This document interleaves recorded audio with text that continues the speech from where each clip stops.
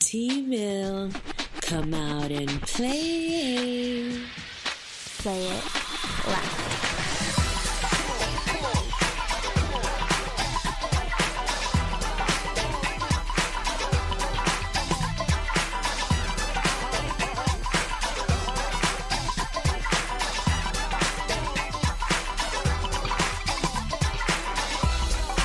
We're changing the status quo one voice at a time through music, edutainment, children, and awareness. We're progressing and preserving the culture through real conversations with people who've had real success. Multicultural artists and musicians, models, entrepreneurs, innovators, and activists. This is Paradox East, and you are in tune with T-Mill. Powered by the MaitlandConservatory.org. Thank you for listening to In Tune with T-Mill. On this episode of In Tune with T-Mill, definitely gonna change your life. We pulled up on Chef Will the Palate. Add color, flavor, life, and elegance with Chef Will the Palate. Chef Will is one of the most inventive American chefs working today and is as renowned for his well-honed culinary skills as he is for his ability to establish fine cuisine that's both relaxed yet exciting. Good food coupled with a memorable social and sensual experience has always been his focus. His food is clean, fresh, and innovative. His desire is for people to enjoy an experience of soul-stirring cuisine. If the reputations of his culinary expertise are any indication, he has succeeded. The Green Chef Will knows how to work directly with local farmers and market gardeners to produce regional cuisine that stands out from anything created outside of the region and is contributing to the restoration of the earth. You can find Chef Will the Palate at the Lowe Mill right here in the Rocket City, 2211 Seminole Drive. Tell them that T-Mill sent you. And we talked to Chef Will about how food impacts our stress, how food can help or hurt the way we feel. You know, the things in the food that we put into our bodies has an impact on us, whether we want to, whether we like it or not. We can choose to either take control of our health or let our health take control of us, to where you're spending every week in the doctor's office like it's a free check at the beginning of the month. Some of these things that we're doing now are really going to hurt us come down the road. When we need to be playing with our grandchildren, when we should be retiring and enjoying life, traveling the world, not spending up our days and running up a check on a Medicaid bill because we've just made terrible decisions with our lifestyle choices and our eating habits. So Chef Will offers alternatives and options. As we know, there's a Chinese egg roll chicken spot on every corner, or a fried chicken corner store food on every corner in some of our neighborhoods. And there's not a lot of options, but if we seek and if we look out, especially in the Rocket City, there are a lot of options now. There's no excuse. If you want to live, there's no excuse. And if you want to die, there's places and there's ways that you can get there a little bit quicker. But if you're trying to live, then there are options such as Chef Will. And if you are feeling sluggish, if you're feeling lazy, if you're just not feeling, like you're on your dean, or if you're not feeling right, that's some of the food that you're intaking. If you're feeling great and you're feeling vibrant and you're feeling love and you're feeling like you could run 30 miles and you just feel like you could take over the world and you feel empowered, that's the food and the people that you surround yourself with. So it's a choice. You could either eat to live to eat, or nothing at all. And we want you to live. I want all of us to live until we are 150 years old, but we look like we're 21. So let's sit down. We're going to talk to some of the people in the neighborhood about their experience at Chef Will, what they pulled up to order, and then we're going to talk to Chef Will about how food impacts how we live, how we feel, how we love. All right? This is In Tune with T-Mill. My name is Martina Mitchell. I'm from Huntsville, Alabama. I choose Chef Will because it's healthy. I've been trying to change my diet plan and eat healthier, and I discovered him from a friend, and I've been coming ever since. I'm eating the blackened portabella pepper steak wrap, and it is really delicious. It comes with sour cream on the side. And then he has this favorite sauce that I like. It's called the bee sting, if I'm not mistaken. And it's awesome. If you all are trying to eat right, come and see Chef Will. But if you know where the flying monkey is, hey, come straight to the back and you'll see the truck. Vegetarian, vegan foods. He can make things you'll think it's meat in it, and it's totally all vegetables. So come and see him. Or Dramatics. I'm from Birmingham, Alabama. And what are you eating today from Chef Will? What's your choice? Today I've got a sweet tooth, so I'm just getting some plantain. All right. Now, for those that don't know, what is plantain? It's similar to a banana, but it has more starch than a banana, and I think it's indigenous to other islands, not necessarily the American soil, but it's a delicious treat. You can make it savory or you can make it sweet. I like the way he prepares it, so I'm getting it sweet today. And last question, what would you say to the young lady that's out there that's struggling with maybe where to find healthy food, or how to stay committed to healthy eating and just through that journey?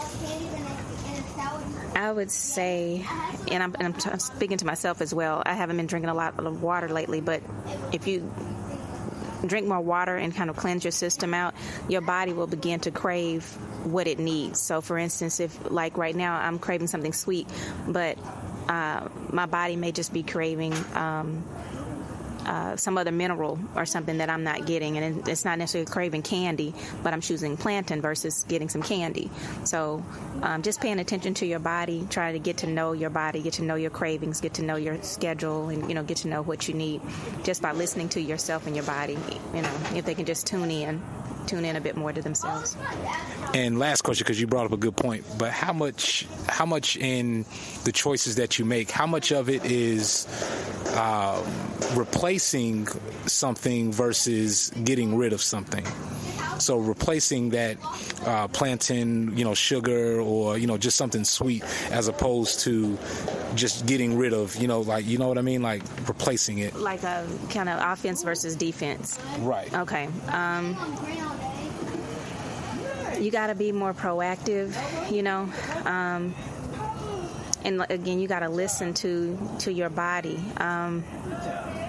It sounds weird, but it's your body knows what it needs, and you just kind of got to filter the best choice from that. But as far as like with dieting, sometimes when you take things away, it just feels like you're missing out, and I hate that feeling of just feeling like you're missing out. So it's best to be offensive and try to have in the back of your mind, okay, when I have a sweet craving, I'm only going to get plantain, I'm only going to get I'm going to grab a piece of fruit. I just try to give yourself those ultimatums, and give yourself those choices, just so you can try to begin to create that invisible line, like, hey, I'm only going to do this when I'm feeling this way, or that self-regulation. You got to do some self-regulation. My name is Charles, and I'm from Alabama, the land Alabama, that is. All right. Of all the places that you could eat in Huntsville, why do you choose Chef Will? The best, in my opinion, the best food. We ain't gonna just say vegan food, but the best food. Once you get your mind and your body to correspond, is one, you make different decisions, and what you put in your body is what it's gonna put out. So you put A1 alkaline food in your body along with the water, you're gonna get happy vibes all day, every day. That's what I get all day. All right. And what are you having today from Chef Will? I've already had the blackened portabella pepper steak, and my son had the 4-cheese wrap, spinach dip. Jonathan Ayers, born in Huntsville, Alabama, raised in Madison, Alabama. Man, I choose Chef Will I go with Chef Will because when I come in, you don't have to worry about any of the extra additives or pesticides or anything like that. Everything he's got is fresh. You got natural ingredients. And hey, man, the energy that the food possesses is it's off the charts. It's extremely positive. All right, and what would you say to someone that's trying to get their start in eating right or struggling a little bit? I would say it is most definitely a psychological thing. So once you get the psychological block out of the way, the next top priority is your discipline. You have to remain disciplined and exercise self-discipline. And once you get that out the way, it's pretty much on and cracking after that. Awesome. Appreciate it. My name is Forrest Wilson. What I do for a living is pretty much live like an artist or a culinarian and an artist, period. I'm an artist. I live as an artist. I live artistically. And culinary, the lifestyle, the art, the expression of culinary, why did you choose that, or why did it choose you? Well, I would say it chose me when I traveled from my mom's home out west and realized there was no food like hers. And I realized that I was going to have to provide that for myself. And in doing so, my brother was already a chef. We went to trade schools as a high school. We went to vocational trade schools. I took metal arts and welding and blueprint reading and things of that nature, whereas my older brother took culinary arts. I wanted to take culinary arts, but I didn't want to be pinned up against my brother's skills. So I took another trade. Once I got out to California, 17, 18 years old, working in the shipyards, I realized I didn't want to grow old doing that. And made a call to my brother, and he gave me a lead to a job on the island in Coronado. That's why I opened up the doors to my culinary career, taking it on as a culinarian. Before that, my training was in Italian restaurants at age 15, in Connecticut, 16, just in real restaurants under real authentic cuisine. So the Italians were making their own pasta, their own sauces, their own everything in these restaurants, whereas that training comes in handy today. So, yeah, early on, and once I jumped into the culinary training off the shores of San Diego, Coronado Island, it became serious, real serious. I opened up a catering company at age 21, catered for Maureen O'Connor, who was the mayor of San Diego at the time. Me and my wife's brother opened up a catering company in the names of our children. And we were just young, having fun, and it was really awesome just to be able to exercise creativity at the same time train in culinary arts. And how important is it to teach children early on about the importances of cooking and cooking healthy and cooking clean and being either leading by example or, implementing important choices early on in their lives? Well, being in a children's life at an early age, this is another part two of the reason why I chose to be a chef. Having children at an early age, we fed them. Our moms fed us, so we would learn to feed our children. I don't know what happened with the fast food era, but there was not a lot of fast food when we were growing up. We would act like we had McDonald's when we would cut our potatoes real skinny. I would call homemade McDonald's French fries. So we cooked, and then there was an era or a time where there was a shift and everyone was taking their children out to eat. I'm a chef, so I wanted to be able to cook for my children. So being a chef cooking in a restaurant and a dad cooking at home, that's a lot of cooking. But if you love cooking, it's okay. And the children always want to be around their parents when they're really young. So I would put a step ladder or a step stool in the kitchen from when they could crawl and stand up next to me, hold on to my leg, or just want to step on the step ladder and watch what I'm doing at a counter so they can put their hands in a bowl until they're old enough to mix, until they're old enough to actually read a recipe, until they're old enough they will stay in the kitchen and they will learn. And they'll hold on to these qualities and express them later on in life as something that is natural instead of something that they have to do or a chore. You see what I'm saying? It's taking care of themselves, and they're actually expressing more of a quality of their life's expression just by being able to go in the kitchen and cook something to eat. You see what I'm saying? Wow. And speaking of, this month we're talking about ways to alleviate stress, ways to, get rid of it, ways to avoid it, and just ways to cope and alleviate it. How does food hurt or help stress levels? Wow. Food definitely affects one's stress levels, and we have to understand that our bodies react to what we put in it. And our bodies are made up of a pH system. It's a very delicate system. And we're finding out that acidic foods have a profound effect on the body and nervousness. We'll categorize these acids into 3 different acids. We have carbonic acid, uric acid, and this other one is called lactic acid. So we got the carbonic acid that stems from sugars and starch. We have the uric acid is from the fats of animals and cheeses and things of that nature, or the fats of animals actually, and grease and butter and things. And then we have the lactic acid is from milk and dairy and cheese. And these all compromise the ability for your body to absorb the nutrients or the minerals properly, and for the minerals to work in harmony with your cellular structure.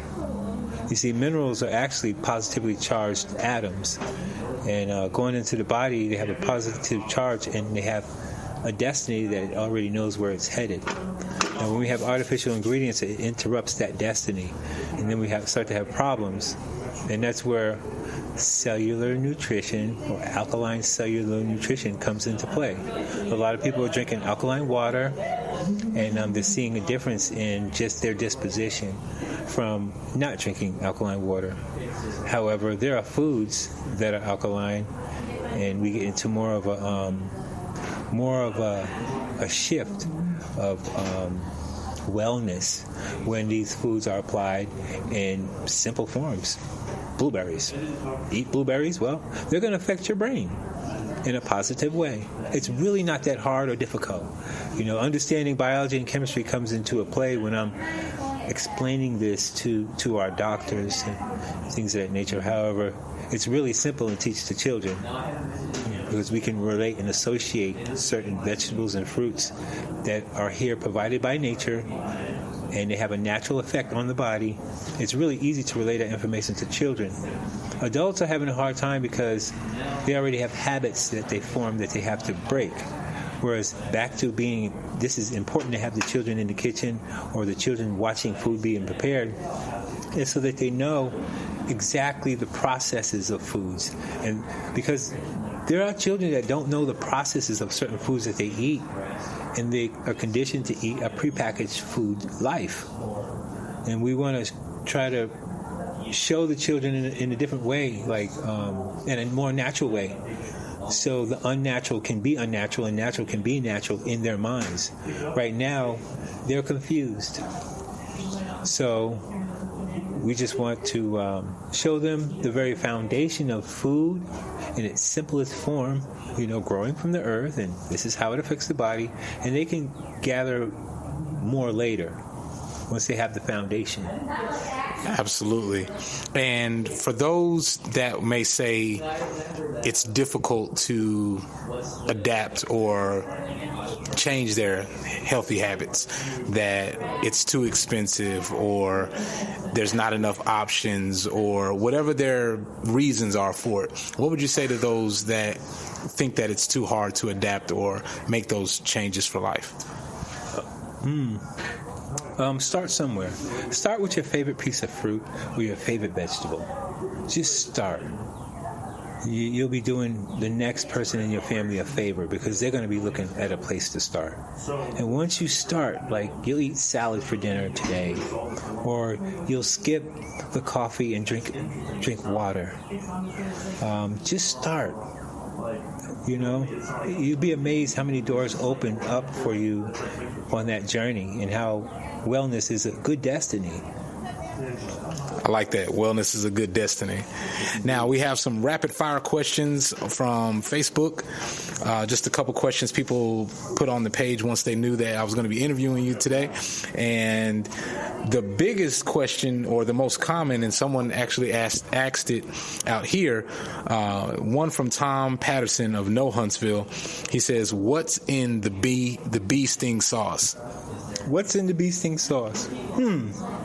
Well, I'm actually making another bee sting sauce, and that'll be put out here. It's going to be an alkaline-based bee sting sauce.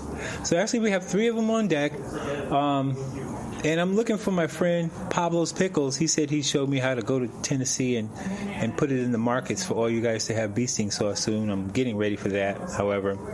What's in the bee sting sauce? Well, bee sting. Perfect. You got it, Tom. You just have to keep coming on and keep buying it. All right.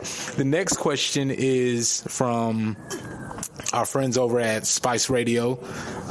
Speaking of spices, they say, what do you consider when making a dish? What are some of the, I guess, your first thoughts that go into what are you going to put into this dish? How are you going to create it? So some of the things that you consider when making a dish. Okay, this is going to separate my efforts from a lot of other chefs. I'm considering the person I'm cooking for. Who are they? Can they have this, or can they not have that? How am I going to serve their wellness as well as their palate and the appeal and things of that nature, the artistry that's going to be put into it? Can I make this food not hurt their body? Can I make this food give them energy? Can I make this food help them from what I see? If it's a child, I'm definitely going to give this child foods that complement their growth patterns. If it's an elder, I'm definitely going to give this elder some foods that won't challenge their disposition as being an elder, heavy starches and things of that nature. No. If it's someone in their mid ages, I know they need their energy. So I would provide them a meal that would actually give them more energy to sustain the rest of their workday. So it would depend on the person, actually. All right. And 2 more questions. Now, one person says, I love Chef Will. I love his cooking, but sometimes I don't know when he's there or when he's not going to be there. I have to try to catch him on the best times. Is there? When are the hours of operation for the truck? Awesome. Hours of operation, Tuesday through Saturday, noon to 6. Fridays I'm here until 8. And Saturdays, after 6 o'clock, we have shows down here. So I'm really flexible with Lowe Mill. I love being down here. I love cooking. And this is where you'll find me. This is where you'll catch me. And if I leave for a minute, I'm a single father and have children. And one of them's heavily involved in robotics and things of that nature. So that's all. It's not a big deal. You'll be able to find me, and I'll be able to serve your needs. All right. And one person asks, do you have a favorite chef? Do you have someone that you look up to in the culinary world? Wow. Actually, I look up to all of them. Because I go around and watch all of them, and I learn little stuff from them, and I convert I don't care what they're cooking, I'll convert it into a high vibrational food. However, I respect them all because not everyone's built to be in the kitchen. And it's a heavy responsibility to take care of others. So a lot of them are in the kitchen most of their life. A lot of them have a hard time staying married because of the hours that they spend in the kitchen. A lot of them go in the kitchen until they're unhealthy and they have to get operations and things of that nature. So I gotta respect the chef. And that's another thing I'd like to address is the health of chefs. If you look at the chefs and the amount of time that they spend in the kitchen, are they healthy and are they getting the nutrients that they need to provide for you? So we want to take care of these chefs. That is important. Yeah. Very important. So, Chef Will, tell everyone where they can find you and some of the things they have that are awaiting them when they come see you. Okay, you can find me at 2211 Seminole Drive, Lowe Mill Flying Monkey Arts Center. I'm at the base of it with my food truck. What you can look forward to is some good food. seriously, if you're coming down there with pathologies, or you're coming down there with certain ailments and illnesses, I'm not no doctor.